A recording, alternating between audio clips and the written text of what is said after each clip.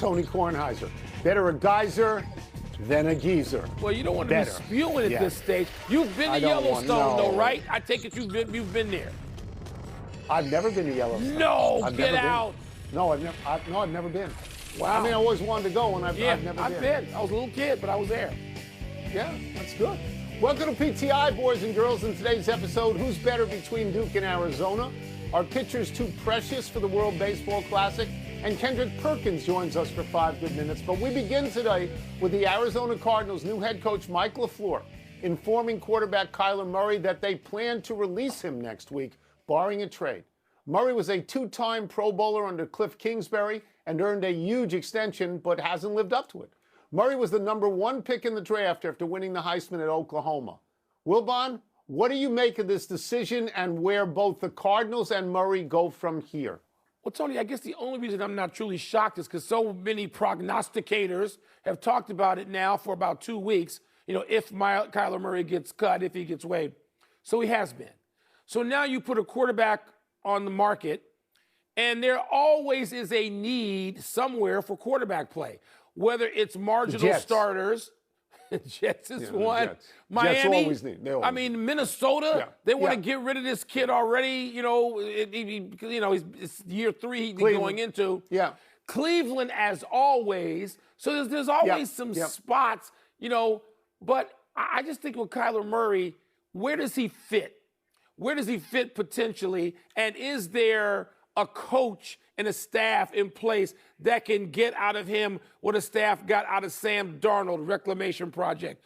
Baker Mayfield, after moving around multiple places. Does Kyler Murray have that kind of talent in him? As, let's face it, I have to say it, an undersized quarterback, 5'10". But Kyler Murray's had some good seasons. He's had some seasons where he threw 3 times as many touchdown passes, interceptions, has run for more than 500 yards multiple times. There's some talent in there at under 30 years old who's willing to take a chance. I'm surprised by this. I'm not surprised by it today. I'm surprised by the arc of Kyler Murray's career. Because Kyler Murray in his first 3 years, in his second year, he ran for 11 touchdowns and threw for 26. In his third year, he threw for 24 against 10 interceptions. You know, in my mind, Kyler Murray was sort of like the Lamar Jackson west of the Mississippi. So I did not expect to see this kind of decline. I agree with you. I mean, in the spirit of Sam Darnold, in the spirit of Daniel Jones, that somebody should want him. I remember saying on this show last month they should trade him even up for Tua. And maybe the Dolphins and the Cardinals with a quarterback switcheroo, maybe they would both be a little bit better. But I am surprised at this, and I wonder about this one other thing, Mike. He was drafted #9 overall in the baseball draft by then Oakland A's some years back. He's going to be 29. Maybe it's too late. I sort of wonder, would he consider going and having a baseball career? Because he's certainly got enough money, doesn't have to worry about it. Let's move on. Now to college basketball. Last night, #1 Duke went to NC State, pounded the Wolfpack 93-64. #2 Arizona at home beat down #6 Iowa State 73-57. Both Duke and Arizona have now clinched their conference regular season championships. Wilbon, which team impresses you more right now? Tony, right now, this is a narrow margin. It's Duke. Because Duke has just gone nuclear on people since losing that game in Chapel Hill. Since then, I mean, they are just pounding people as if they are on some vengeance tour. And you're like, oh, my God, who did something to the Duke team that they are coming out and they're just up 20 or more on everybody? Now, I said narrowly because I love Arizona. They may not have a player quite as good as young Boozer, who would go equally at the top of a draft if it was held today. But Arizona's got an ensemble, and they got some big, strong kids and versatile players, and Burries, who is just the kind of guard. They got the backcourt alone for Arizona should scare people. It reminds me of like the UNLV backcourt that had Greg Anthony, remember, and Anderson Hunt. And they were just steady. I know, not everybody sticks around as long. Burries is a freshman. but they are so good and so calm, Arizona is, Tony, and they play in a tougher conference, and they've been tested. They got 10 wins against top 25 teams, so it's narrowly Duke ahead of Arizona. I am with you. I'm with you on the narrow margin. If they had not beaten Michigan at a neutral site when Michigan was #1, I think I would be saying Arizona. But they did that. They were the better team. And speaking to the numbers, since then they've played 3 conference games. They were at Notre Dame. They had then number 11 Virginia at Duke. And then last night, NC State is a 19-10 team with a 10-6 record in the conference. Their margin of victory aggregate is 99 in 3 games. 99. That is domination, Holmes. Yeah. You know, now, speaking to your point about Arizona, here's who they have beaten this year. Houston, Iowa State, Kansas, Texas Tech, Florida, UConn, Alabama, BYU when they were ranked, UCLA when they were ranked. It's a very impressive list, which leads me to this, Mike.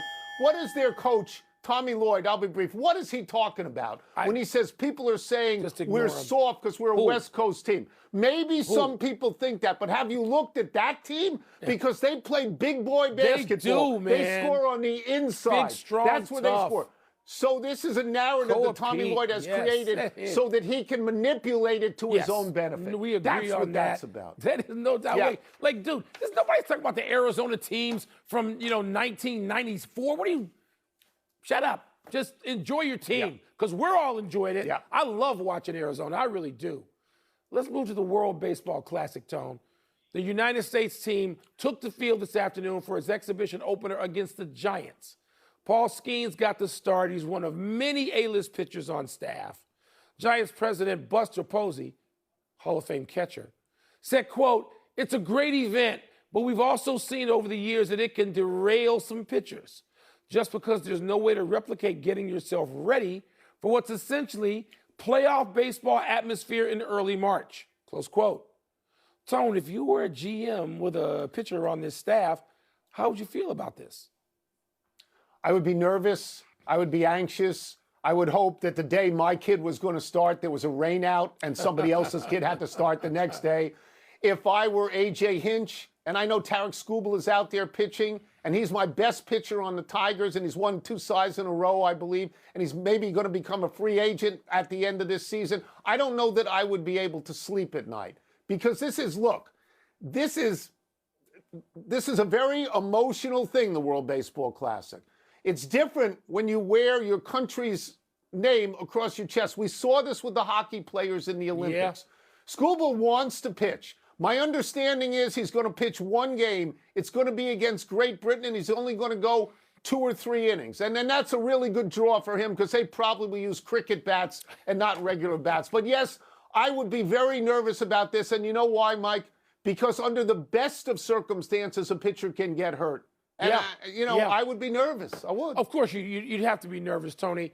And if you're the Tigers, you're hoping that satisfies Skubal going 3 innings in 1 appearance because Skeens did that in the exhibition. That's 3 innings. Right. That's enough, right? I mean, that's enough. But it is. It's going to be emotional, Tony. It's interesting coming this year, just a little more than a month after the Olympics, and you got the hockey. You have this comparison, right? And so I'm anxious to see it. It just seems that you'd be able to moderate. Now, I know you can't moderate the emotion. Like you said, when you got the USA on your chest and you're in that uniform. And we've seen some other countries with bat flips and antics and stuff. It's going to bring that out of you. And you can't be out there trying to just snap off every pitch if you're a starter and you've got a season upcoming and spring training ain't the same I would point this out. I would point this out. Sidney Crosby, who had the golden goal in Vancouver, right? He got hurt in the Olympics. You can get hurt. Not your everyday player is not going to get hurt in baseball, but your pitchers can get hurt in baseball. So I read that the Giants asked Logan Webb not to do it, not to pitch, and he said he wanted to pitch. And you know why they want to pitch, Mike? Because of the way that ended last time when Shohei Ohtani struck out Mike Trout. And every athlete wants a gold medal opportunity, and this is what you get in baseball. Let's take a break. Coming up, would Jason Tatum's return to the Celtics be seamless? We're going to ask Kendrick Perkins. We'll also ask him about a Cavalier saying the Pistons ain't in Cleveland's class. Tony, I've got to Buster assume, Mike, Posey, that Tone. schemes. I know, Buster but I've got Posey. to assume that schemes and Scooble have been rampant. Kendrick Perkins. Let's start with this. Perk, the Celtics are rolling. And I feel the same way you do, you have had Jaylen Brown as your MVP. Now Jason Tatum is reportedly close to returning, and he recently said he's not coming back as a role player. So how optimistic are you that this whole return to the Celtics will go smoothly? Why would it go any other direction, Tony? Don't they have the same coach in Joe Mazzulla with the same system?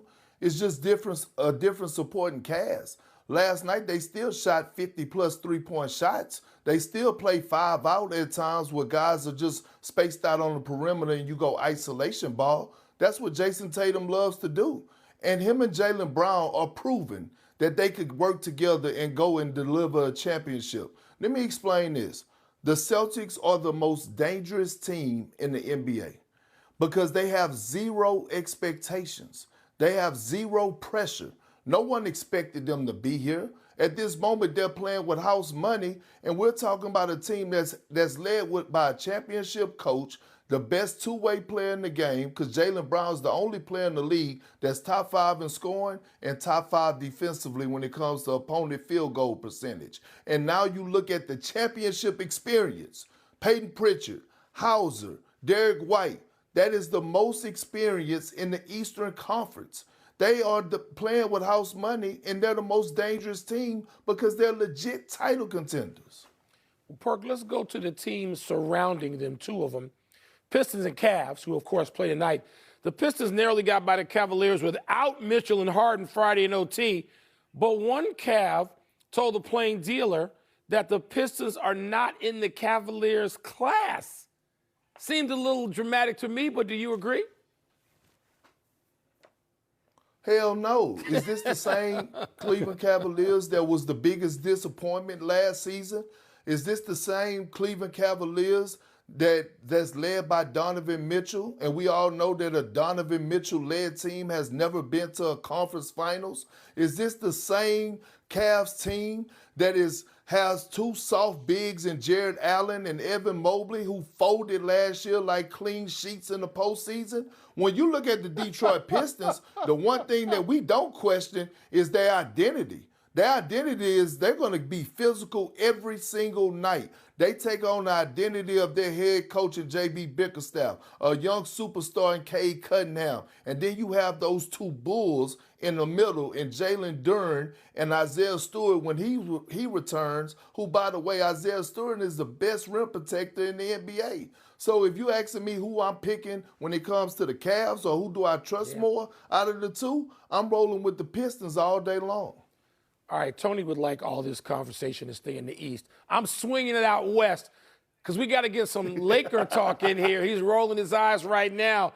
Perk, Luka, LeBron, how do you think it's going? Is it what you thought it would be? Is it less than? Legend, let me tell you this. LeBron James right now has 1 foot in the grave, the other on the banana peel. He just waiting on this season to be over so he can leave the Lakers.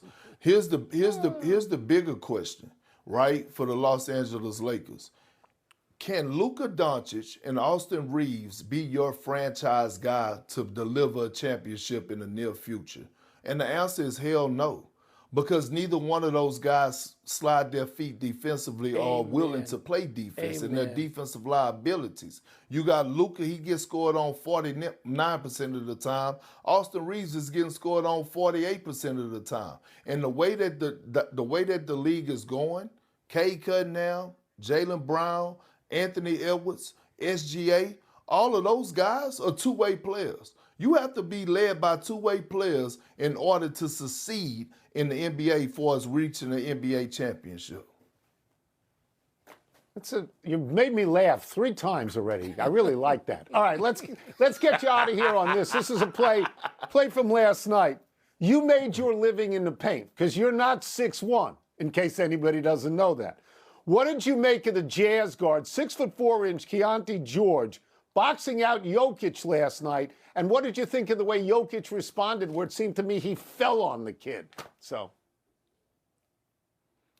Well, look, shout out to Keontae George, and it just goes to show me what he's squatting in the weight room, right? Like, in order for to be able to handle that type of weight. But again, this has been the new norm, right? Guys has been coming at Jokic a little bit and testing him. He got into a little altercation a few games ago. So overall, I love where the NBA is going. I don't want to see any more jersey swaps. I would love to see more interactions like this, more altercations. I want the league to get back to being rivals and being enemies and being ops on the floor, and that's what we're seeing, Tony. Perk, it's a great pleasure to have you back. Come back bro. again Appreciate soon. it. I miss y'all. Absolutely. I miss y'all. I'm happy to be back. Good. Let's take one last break. Still to come, Braves DH Jurickson Profar could be suspended. Happy time, people. Happy 28th birthday, Jason Tatum. The most anticipated return to the basketball court this season will be Tatum's, when and if he returns for the regular season or the playoffs. Tatum suffered an Achilles tear in Game 4 of last season's Eastern Conference semifinal against the Knicks. Prior to that, Tatum had been the best player on the Celtics NBA championship team from 2024. Tatum was the 3rd overall pick by the Celtics in 2017 after 1 year at Duke. The 2 players drafted ahead of Tatum were Markelle Fultz and Lonzo Ball. Either of them have rings? Just asking. Tatum has been All-NBA 5 times. He averages 23.6 points for his career. I'm sure Tatum has put in all the requisite fanatical, obsessive work to get back after that injury, spring leading to summer. But Tony, how different is the world in terms of medicine and technology and care that he could come back now? That seems insane. So good luck to Jason Tatum. It's amazing that he's back when he's back. It's like Adrian Peterson, but that's a different guy in a different sport. Yeah. Happy anniversary, LeBron James. On this day 12 years ago, while playing for the Miami Heat and while wearing a face mask to protect his broken nose, LeBron scored 61 points against Charlotte, making 22 of his 23 shots. That 61 is the most LeBron has ever scored. Unlike his teammate Luka Doncic, LeBron has never gone over 70, never touched 65, though he has 15 games of 50 or more. The most shots LeBron has ever taken in a game is 38, in an overtime playoff loss to Golden State. He averages 19.5 shots per game. LeBron passes the ball a lot. He ranks 4th all-time in assists, trailing point guards John Stockton, Chris Paul, and Jason Kidd. Tony, here's where LeBron's true greatness lies to me. He always has made the right play. Always. He never makes the wrong play. Maybe he doesn't win every game, every season. But when it comes time to just what LeBron James can controls it. Happy trails, Trae Young. Young has yet to play a game with the Wizards, but he's already been kicked out of one. The 4-time All-Star earned an ejection last night when he walked onto the court in street clothes to complain to an official during a confrontation between teammates Jameer Watkins and Houston's Tari Eason. Young has been sidelined with right leg injury since being traded to Washington from Atlanta.